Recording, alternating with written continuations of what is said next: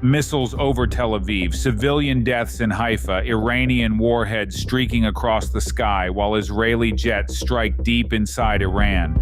The Middle East just stepped into a new level of chaos, and this time, it's not just talk.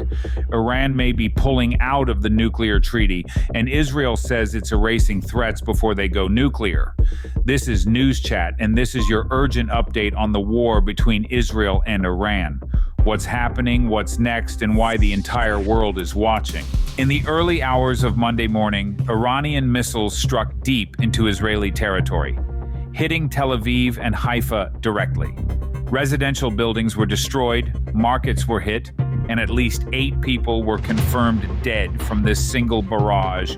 Fires raged near the port, windows shattered near the U.S. Embassy's branch, and panic swept through city streets. Missiles also struck near the famous Shuk HaCarmel marketplace, a normally bustling fruit and vegetable hub in Tel Aviv.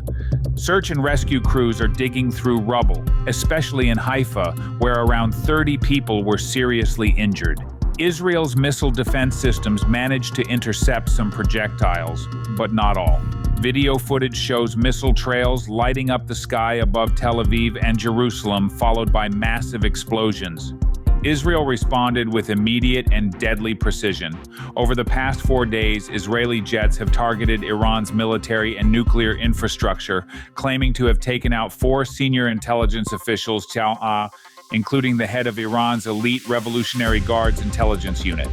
Prime Minister Netanyahu declared, "We are on our way to achieving our 2 main objectives, eliminating the nuclear threat and eliminating the missile threat." The Israeli military campaign is expected to escalate in the coming days.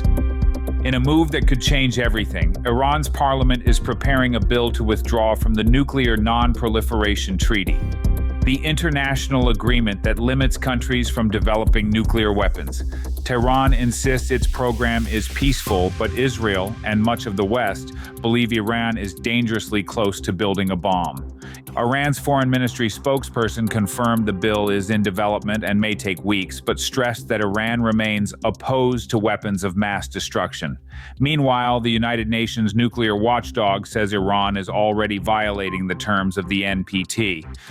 Here's the twist. Israel isn't part of the NPT either. It's long believed to possess nuclear weapons, though it has never officially confirmed this. So now we're watching 2 countries, both at war, both possibly nuclear, hurtling toward an uncertain future. Iran is reeling.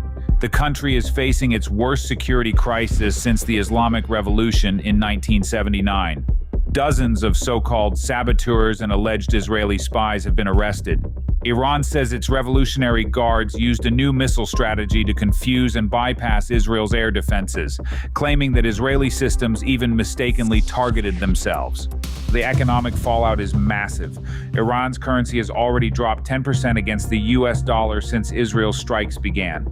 And the death toll? An estimated 224 dead in Iran, with 90% of those being civilians. Hospitals aren't being spared either. A missile hit the Farabi hospital in western Kermanshah province, causing major damage. Israel's defense minister issued a chilling warning. The arrogant dictator of Tehran has become a cowardly murderer who targets civilians in Israel. The residents of Tehran will pay the price, and soon. But in a follow-up, he clarified that Israel has no intention of directly harming the people of Tehran. Still, the message was clear. Retaliation is coming. Iran's Revolutionary Guards, for their part, claim strategic success in striking Israel without offering proof. Their tone has shifted from defense to bold offense. At the same time, the world watches with anxiety. The G7 is meeting in Canada. U.S. President Donald Trump has expressed hope that diplomacy could still work. But with missiles flying and both nations digging in, hope seems thin. The conflict is already shaking regional stability. Gaza and Lebanon, longtime fronts for Iran-backed groups like Hamas and Hezbollah, have seen their leaders assassinated by Israeli operatives in recent months. Iran is losing influence across the region. Oddly enough, despite the warfare, global markets have stayed calm. For now, oil prices surged 7% Friday but have since settled down. No oil infrastructure has been hit yet, and that's keeping the financial world from panicking. for now. Let's not forget the human side of this. In Tel Aviv, 31-year-old chef Guido Tettelbaum was jolted awake by missile alerts just after 4 a.m. He ran for shelter, but the door blew in from the force of the blast. He said, "It's terrifying because it's so unknown. This could be the beginning of a long time like this, or it could get worse." That fear, the unknown, is what's gripping millions of people right now on both sides. We're now in dangerous territory. Iran is threatening to walk away from the last global agreement, stopping it from becoming a nuclear power. Israel has already made its intentions clear. It won't wait around. If Iran does exit the NPT, expect more airstrikes, possible cyber attacks, and even sabotage operations. Could this become a wider war involving the US, Saudi Arabia, or NATO allies?